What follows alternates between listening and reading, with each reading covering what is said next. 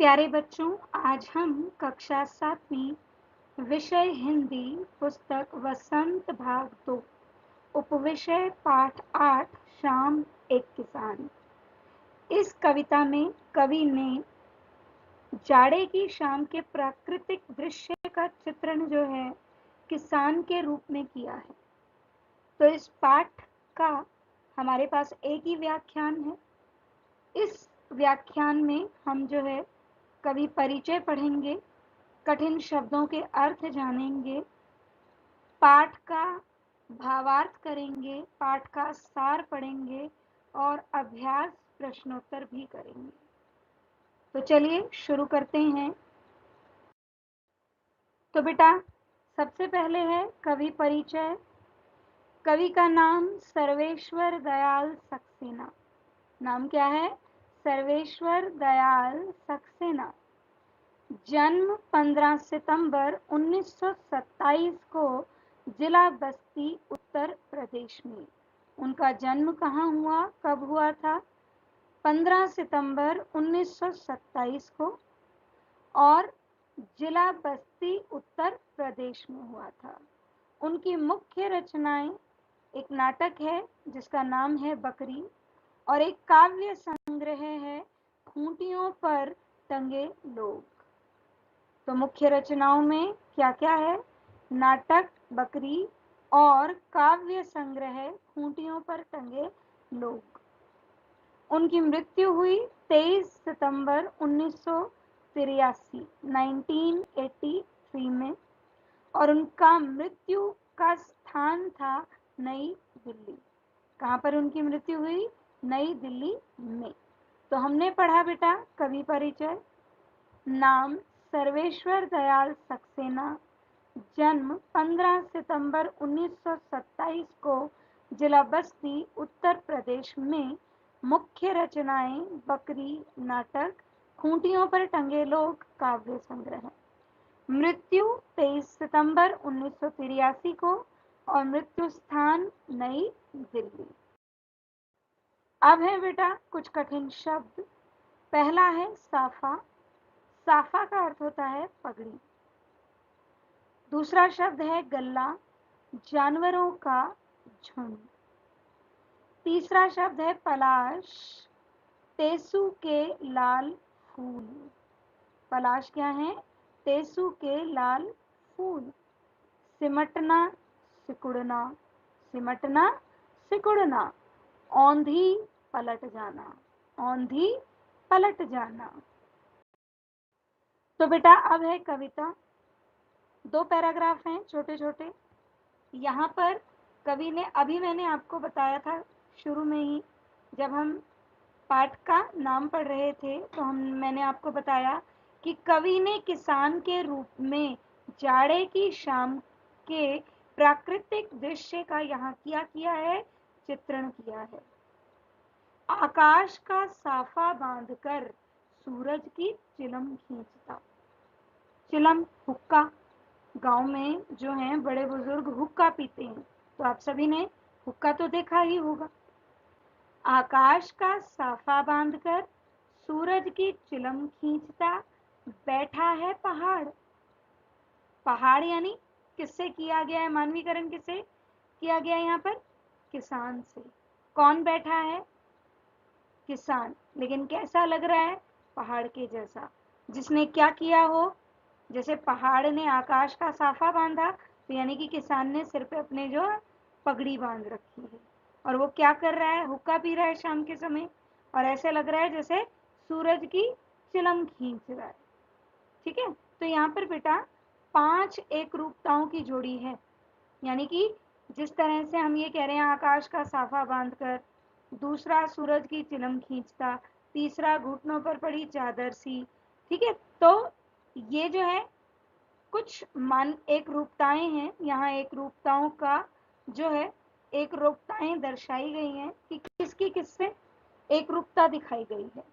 तो आकाश का साफा बांधकर सूरज की चिलम खींचता बैठा है पहाड़, घुटनों पर पड़ी है चादर सी, पास ही दहक रही है।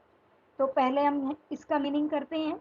आकाश का साफा बांधकर, तो तो इस प्राकृतिक दृश्य में पहाड़ जो है वो कैसा लग रहा है?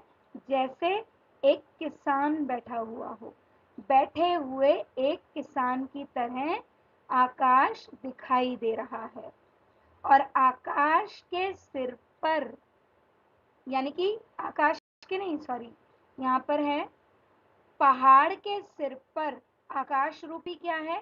साफा, जो कि कैसा दिखाई दे रहा है? ऐसा जैसे किसान ने अपने सिर पर पगड़ी पहनी हो। और जहाँ किसान के पैर हैं, उसके पैरों के नीचे से जो है नदी बह रही है, जहाँ वो बैठा है वहां से नदी बह रही है। तो वो ऐसे लग रही है जैसे जाड़े की शाम है तो किसान ने क्या ओढ़ी हुई हो? चादर। तो पहाड़ के नीचे बहती हुई नदी घुटनों पर पड़ी किसके समान है? चादर के समान। तो हमने यहाँ 3 एक रूपताएं पढ़ी। आकाश का साफा बांधकर सूरज की चिलम खींचता बैठा है पहाड़, यानी कि पहाड़ जो है बैठे हुए किसान की तरह दिखाई दे रहा है, जिसने अपने सिर पर क्या बांधा हुआ है?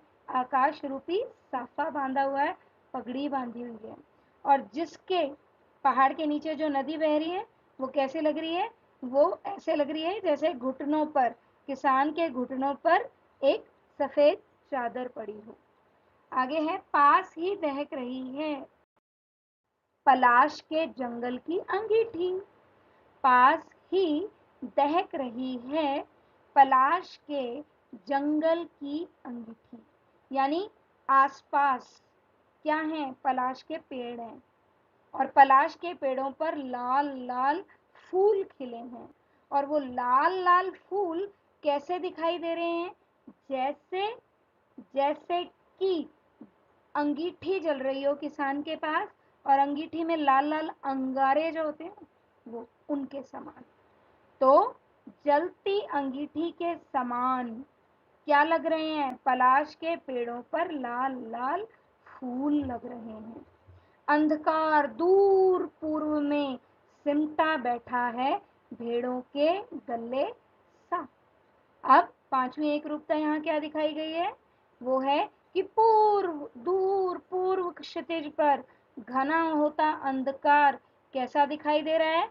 कि जैसे झुंड में बैठी भेड़ें हों। किसान तो किस पे बैठ गया?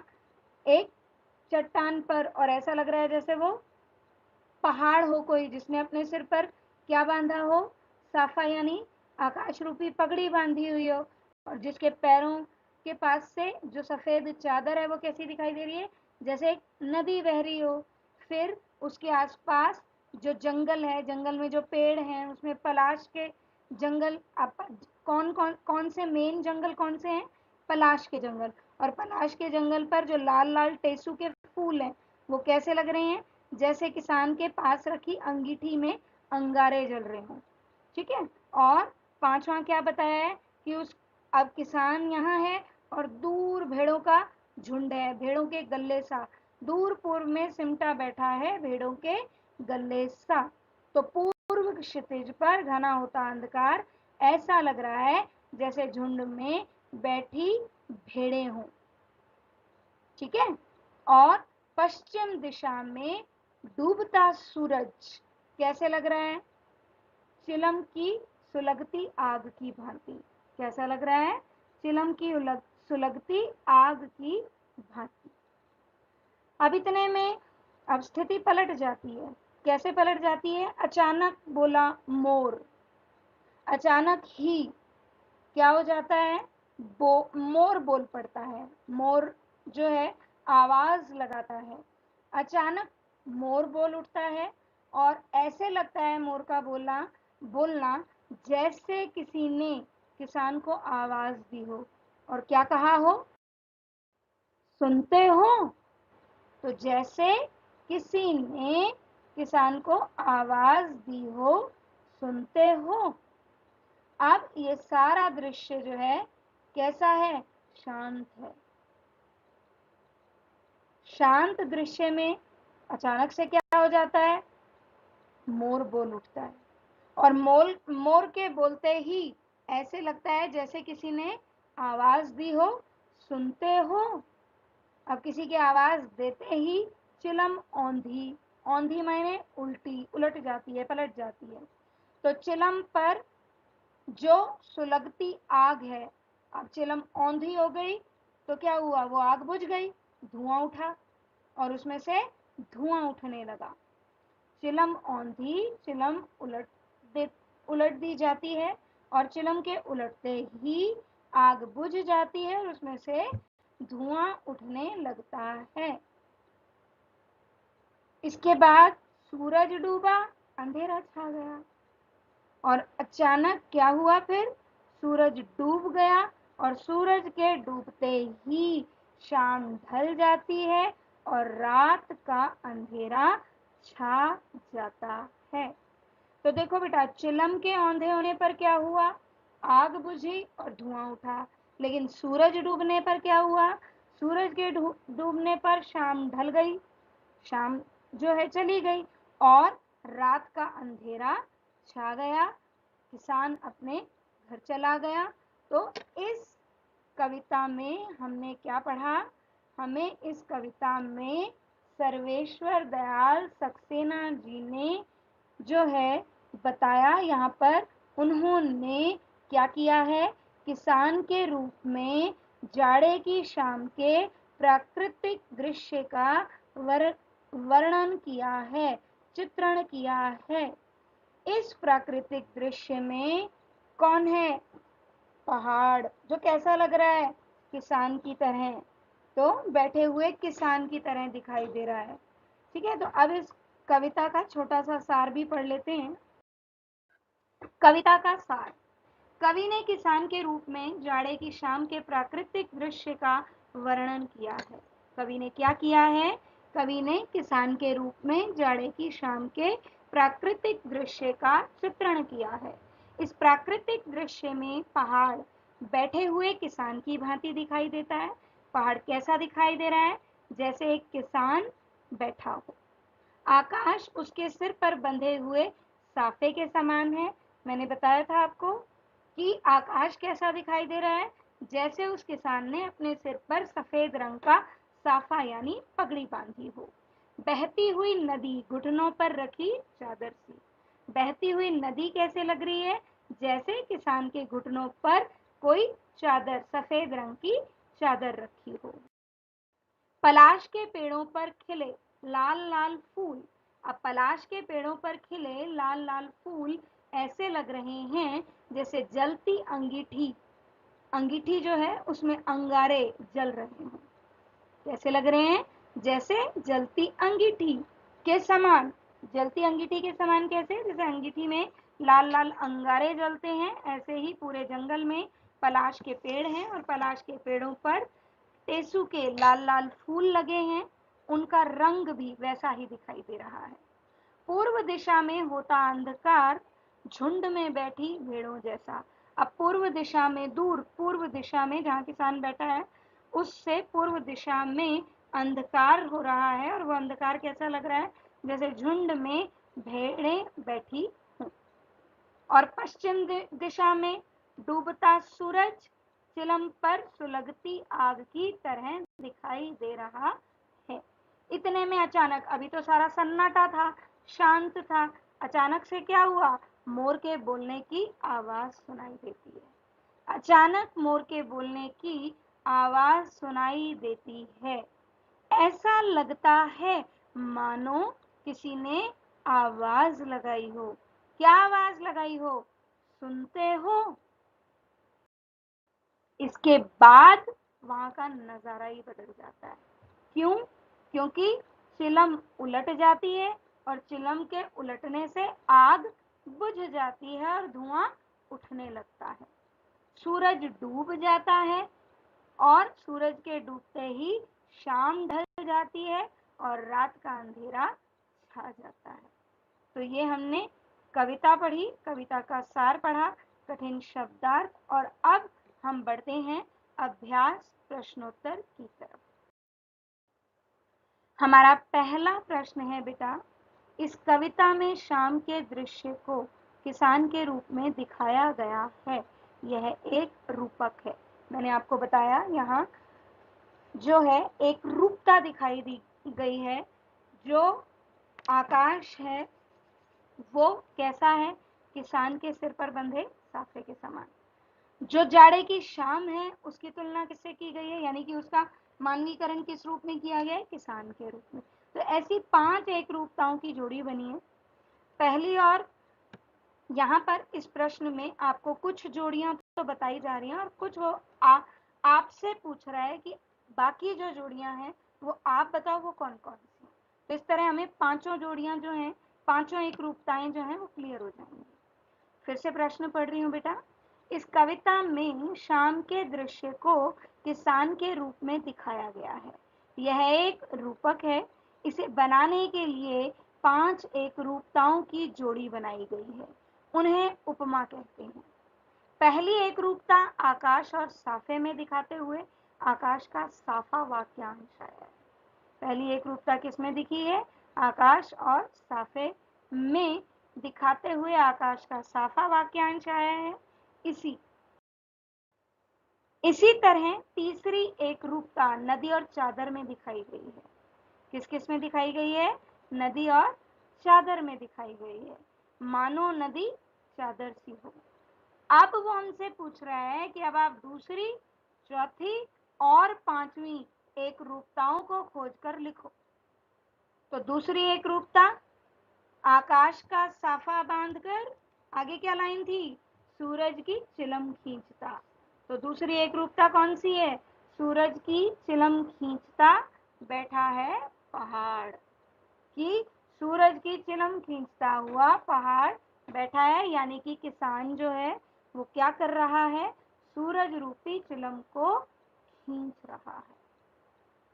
ठीक है। इसके बाद हमने पढ़ी थी चौथी एक रूपता क्या होगी? पलाश के जंगल की अंगीठी। यानी कि पलाश का जंगल जो है, वहां जो पलाश के पेड़ हैं उन पर लाल लाल रंग के जो फूल हैं वो ऐसे लग रहे हैं जैसे अंगीठी पर रखे अंगारे हों। कैसे हों? अंगीठी पर रखे अंगारे हों। और पांचवी एक रूपता है बेटा, पूर्व क्षितिज पर घना होता अंधकार। पूर्व क्षितिज पर घना होता अंधकार कैसा दिखाई दे रहा है? कैसा लग रहा है?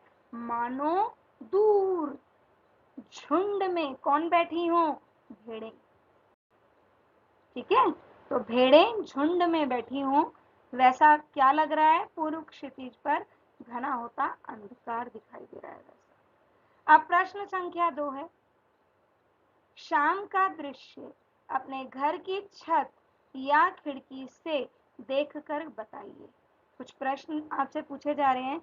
शाम का दृश्य है, अपने घर की छत से या अपने घर की खिड़की से देखो और उसके बाद बताओ। लेकिन अब यहाँ शाम कौन सी है? गर्मियों की शाम नहीं, अभी तो गर्मियों की शाम होगी ना इन दिनों में तो। लेकिन यहाँ तो पाठ जो है वो किस शाम की बात हो रही है? जाड़े की शाम की, यानी सर्दियों की शाम की। तो शाम कब से शुरू हुई? जाड़े के दिन छोटे होने के कारण शाम जल्दी ही 5 बजे शुरू हो जाती है। कभी कभी तो 4, 4:30 भी हो जाती है। सर्दियों में शाम जो है 4:30, 5 बजे तक हो जाती है शुरू। तो शाम कब से शुरू हुई? जाड़े के दिन छोटे होने के कारण शाम जल्दी ही 5 बजे से शुरू हो गई। फिर से पढ़ रही हूँ उत्तर बेटा।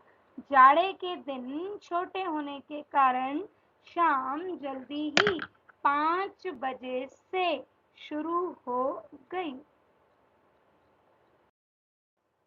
अगला प्रश्न है बेटा, तब से लेकर सूरज डूबने में कितना समय लगा? अब 5 बजे जो शुरू हुई है और सूरज डूबने में लगभग 1-1.5 घंटा लग जाता है। तो तब से लेकर सूरज डूबने में लगभग 1 घंटा लगा या 1 से 1.5 घंटा लगा। तब से लेकर सूरज डूबने में लगभग 1 घंटा लगा। तीसरा प्रश्न है, इस बीच आसमान में क्या क्या परिवर्तन आए? इस बीच आसमान में क्या क्या परिवर्तन आए? तो हमारा उत्तर है बेटा, इस बीच आसमान में निम्नलिखित परिवर्तन आए। नंबर 1, आसमान में धुंधलापन छा गया। क्या छा गया? धुंधलापन छा गया। तो पहला हमने क्या बताया? आसमान में धुंधलापन छा गया। दूसरा, पक्षी अपने घरों में लौटने लगे। दूसरा क्या है? पक्षी अपने घरों में लौटने लगे। तीसरा, डूबते सूरज के आसपास लाल रेखाएं छाने लगी। तीसरा क्या हुआ? डूबते सूरज के आसपास लाल रेखाएं छाने लगी। तो ये 3 परिवर्तन मैंने यहाँ आपको दिए हैं बेटा। अब है प्रश्न संख्या 3। मोर के बोलने पर कवि को लगा जैसे किसी ने कहा हो, सुनते हो? तो नीचे दिए गए पक्षियों की बोली सुनकर उन्हें भी 1 या 2 शब्दों में बांधिए। प्रश्न फिर से पढ़ रही हूं मैं। मोर के बोलने पर कवि को लगा जैसे किसी ने कहा हो, सुनते हो? नीचे दिए गए पक्षियों की बोली सुनकर उन्हें भी 1 या 2 शब्दों में बांधिए। तो पहला पक्षी कौन है? कबूतर। अब कबूतर का नाम आते ही हमारे दिमाग में क्या आता है? खत ले लो, आओ और अपना लेटर ले लो, क्योंकि पुराने जमाने में कबूतर ही माध्यम था पत्रों को एक स्थान से दूसरे स्थान पर पहुंचाने का। तो कबूतर, खत ले लो, शब्दों में ही तो बांधना है हमें। जैसे शब्द में क्या बांधा है? मोर के बोलने पर कवि को क्या लगा? जैसे किसी ने आवाज दी हो, सुनते हो? उसी प्रकार हम कबूतर के लिए क्या कर रहे हैं? खत ले लो। दूसरा है कौआ। क्या है? कौआ। कौआ, अब कौए के बारे में भी फेमस है कि कौआ अगर हमारे घर की छत पर काऊ काऊ करे तो हम क्या सोचते हैं? आज तो हमारे घर जरूर कोई मेहमान आएगा। ठीक है, तो दूसरा है कौआ, जिसमें हमने क्या दिया है? मेहमान आए। तीसरा है बेटा मैना। अब मैना तो गाती बहुत अच्छा है, तो गाते हो? मैना, गाते हो? तोता। अब तोता क्या है? तोते के बारे में फेमस है कि वो मिट्ठू तोता राम राम, राम राम कहोगे तो वो भी रिपीट करेगा राम राम। इसी तरह मिट्ठू तोता को अगर कहो कुछ भी पढ़ने को, कुछ भी बोलो, तो वो उसको रिपीट करता है अगर उसे ट्रेन किया जाए तो फिर तोते के लिए क्या है? पढ़ते हो। अब 5वां है चील। अब चील के लिए क्या फेमस है, क्या मशहूर है? कि उसकी जो दृष्टि होती है ना, नजर जो होती है, वो बहुत दूर तक जाती है। बहुत दूर का भी चील जो है भांप लेती है, देख लेती है। तो चील के लिए क्या आएगा? दूर दृष्टि। छठा है हंस। हंस तो तैर भी सकता है, चल भी सकता है। तो हंस के लिए तैरना चलना। हंस के लिए क्या लिया हमने? तैरना चलना।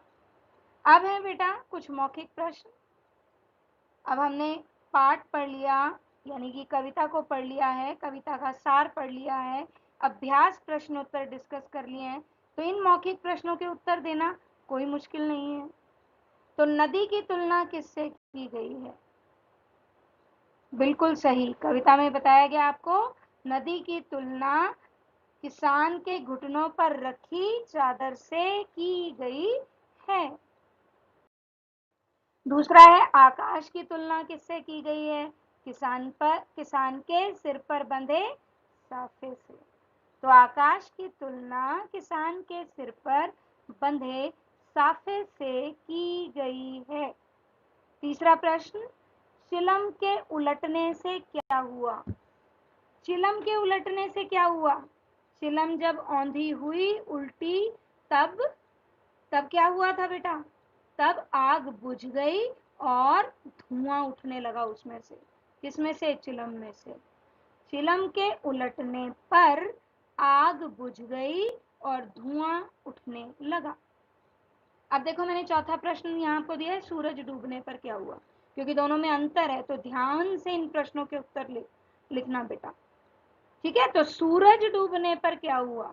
तो सूरज डूबने पर चारों ओर अंधेरा छा गया और रात हो गई। चारों ओर अंधेरा छा गया, शाम ढल गई और रात हो गई। तो अब बेटा आपका गृह कार्य है। गृह कार्य में आप जो है अपनी पक्की कॉपी यानी फेयर नोटबुक में क्या क्या लिखेंगे बेटा?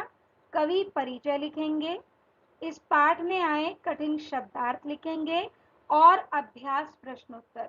यहाँ पर 3 अभ्यास प्रश्नोत्तर मैंने आपको कराए हैं, तो उन 3 अभ्यास प्रश्नोत्तर को लिखेंगे। ठीक है, तो धन्यवाद, मिलते हैं अपने अगले व्याख्यान में।